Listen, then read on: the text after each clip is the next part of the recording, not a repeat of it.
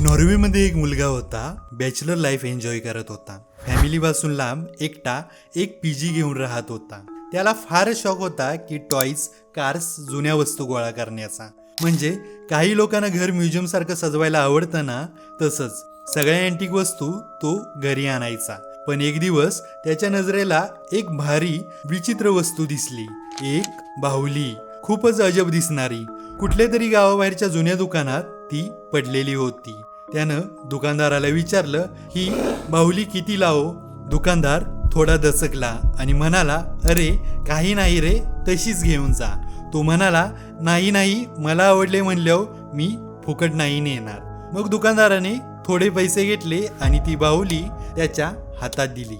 तो बाहुली घेऊन घरी आला. रात्री खूपच थकलेला असल्यामुळे त्यानं तिला बाहेरच ठेवली आणि स्वतः झोपी गेला. त्याच मध्यरात्री अचानक हॉलमधून अजब आवाज यायला लागले.